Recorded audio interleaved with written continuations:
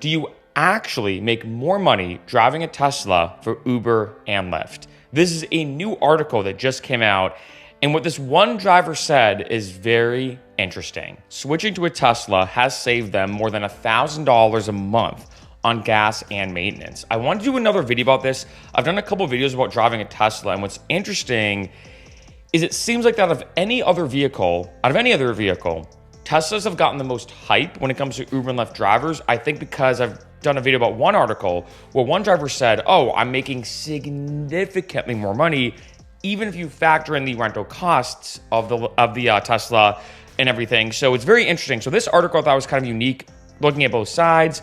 So right here, you can see kind of the main highlights. Wesley Johnson started driving a rented Tesla for 4 months, and he's been saving a lot of money on gas and has no plans to turn back. So he's offered tips to Uber drivers looking to make the electric vehicle switch. So going down right here, he drives roughly about 40-ish hours a week. It seems like typically Thursday through Saturday and 4 hours on Sunday. So it looks like he's just driving the peak hours. Makes sense. And in the past year, he's brought in over about 50K-ish. He said the big thing, though, as we all know when it comes to being a driver, is gas and vehicle maintenance. Now, I'm going to skip around in this article, as you can imagine, but he got into the partnership with Hertz to rent a Tesla. So going down here, he said he was driving a Mercedes S550. So I'm going to be honest, I feel like a vehicle like that probably has more maintenance, wear and tear, the issues with gas, et cetera, compared to, like, say, a Honda Civic, right? So I will say that. He said it was costing him $455 a month before he paid off the car. He also paid $400 a week to fill up the gas tank. I think that's because I'm assuming the Mercedes S550. I'm going to Google this real quick, actually. I'm just type in gas. Can I see it right here if it's a premium gas? I mean, I'm assuming it is, honestly. Premium gasoline says right here. So I guarantee that costs him more money, like I said, than a Honda Civic or a Prius or whatever, right? But going down here, he said that when it comes to the Tesla rental, it costs him $50 a week or $200 a month to charge. So he's only spending $200 a month across the board. And remember, the goal in this, the former accountant in me, when it comes to driving for Uber and Lyft, of course, the goal is to have more money, not to make more money. So this is something you do have to factor in. Like, okay, if you're driving a car that you're going to be spending way less money in gas on, well, that's going to equal more money in your pocket if all these things are considered out, even with the high rental costs of a Tesla compared to other vehicles. Now, of course, it does depend on how much you drive and everything, which I will get into. You can see right here that a single charge, which costs him between $11 and $14, can last him over 200 miles, which is pretty ridiculous, right? In addition, in case you didn't know, there's also the zero emissions incentive. So he gets an extra $1 per ride up to $4,000 per year until January of next year. So I will say the timestamp this video is July of 2023. So if you were to do this, there's only 6 months left of this. I do think this can add up pretty decently. So he said he averages about 120 trips per week.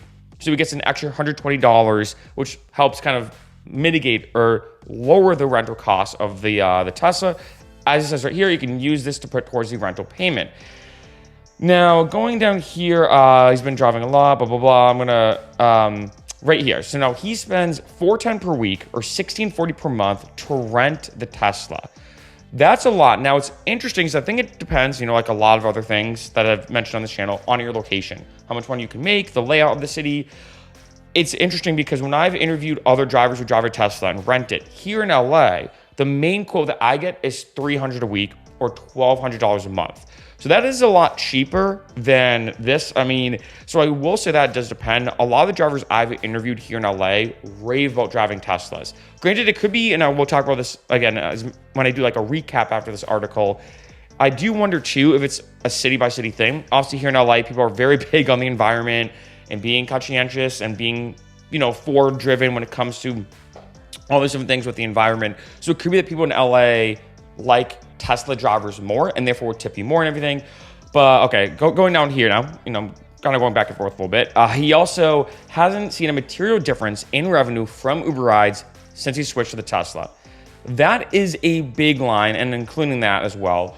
What he's banking on is that it's going to cut costs in other areas, combining in the long run to create a net positive situation.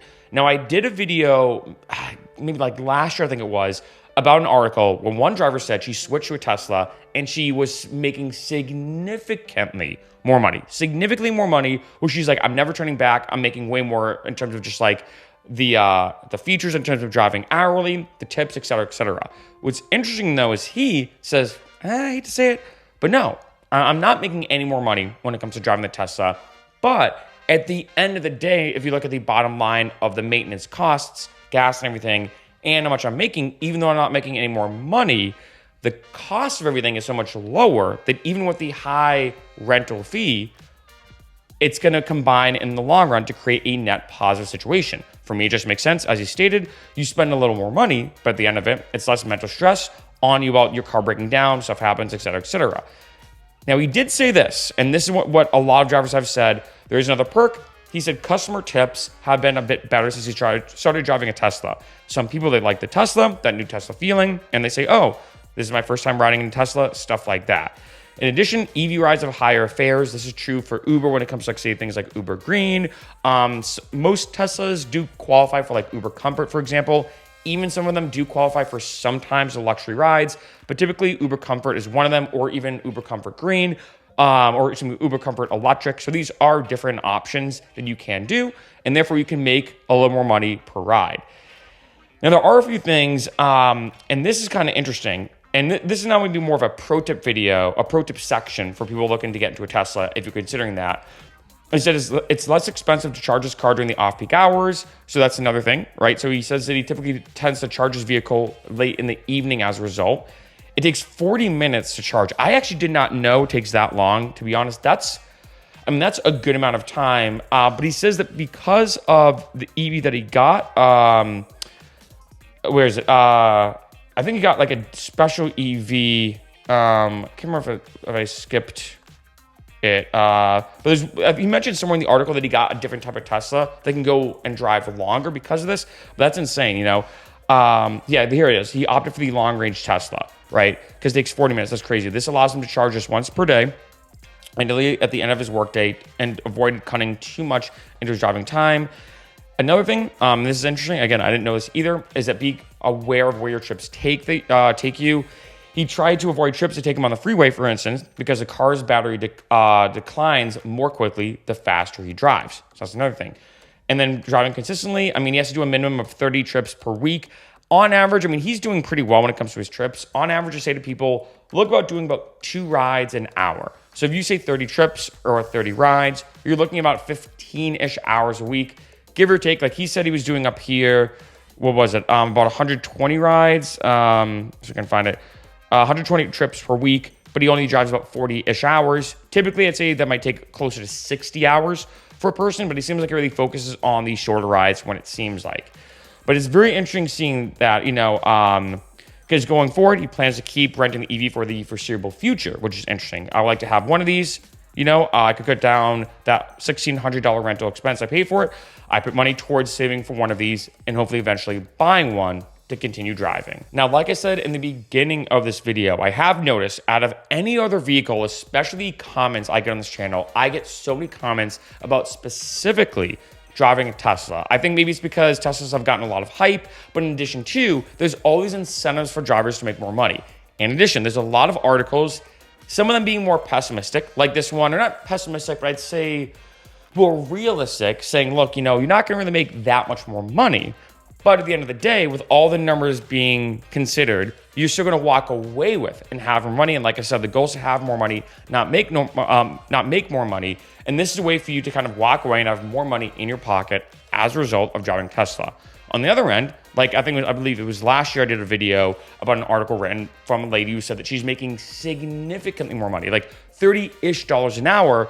And I think it went from, I can't remember exactly, something like driving, I think she was making $20, $25 an hour, and that jumped to $30-ish an hour, maybe even the high as $35 an hour as a result of just driving with the Tesla. So that is a huge difference, right? And it does depend, but it seems like most articles, I'd say 90% of articles and comments I receive on this channel related to driving a Tesla from a lot of different people's experience state that yes, whether it is lowering on costs, whether it's making more money in terms of the extra rides, like the electric rides, whether it's the incentives that Uber has, whether it's getting higher tips, At the end of the day, 90% of drivers have stated driving a Tesla allows them to walk away with more money. Now, of course, remember, your location is the number one factor to determine how much money you can make. So this does depend. It could be the layout of the city. It could be the way Uber and Lyft is set up in that city. It could be how popular those different rides are in terms of the electric rides or the comfort rides or the green rides, et cetera, et cetera.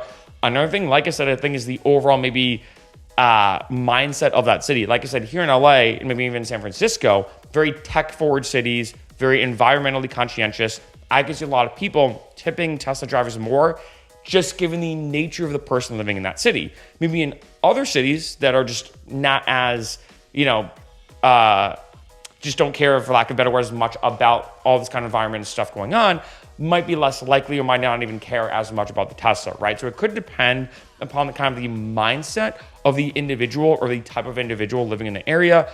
But like I said, 90% of drivers, when it comes to me reading all these articles and seeing all the comments on this channel, do state they walk away with more money. However, I do like to be transparent. I have had a good amount of drivers, say about 10%-ish, do comment on this channel saying, hey, Mark, I watched your video about driving a Tesla. I gotta be honest, I've been driving for 3 months, for example. I've not noticed any difference. Yes, I like driving the Tesla. I think it's better. It's a lot more fun than a normal car or whatever. But if I look at my numbers, if I look at everything, I hate to say it, I'm not making that much more money. It's almost about the same. So I will say that there's a chance, but like I say to a lot of drivers, hey, you never know until you try. Even if you have your own vehicle, of course, when it comes to renting the Tesla, you could still rent it, have your own vehicle, you just drive the Tesla instead, and see if you make more money. One thing I do want to say, as I mentioned in a lot of videos, when you factor in the main mathematics of renting a car, is, as you can imagine, the more you drive, especially with a rental, the more worth it is, right? If you're going to spend, like say here, $1,600 a month, well, once you make $1,600, you've only just broken even, right? So that is like a huge, huge difference. Now, granted, if you're already renting and you want to spend a little bit more money or maybe a lot, depending on how much you're renting for, if you're already renting, then you're already kind of used to having to break even. So maybe you'll be used to that. But let's say if you're used to driving just your own car, which let's say is already paid off, or let's say you spend, I don't know, I'm making this up, $300 a month for your own vehicle or $400 a month for your own vehicle, and now you're switching to the Tesla, that's a lot more money you have to shell out. And if you're only driving part-time, I don't see the Tesla being worth it at all, right? As you can imagine, if you're driving part-time, this is not worth it, right? Because take even the amount that I've heard from some drivers here in LA, $1,200 a month or $300 a week.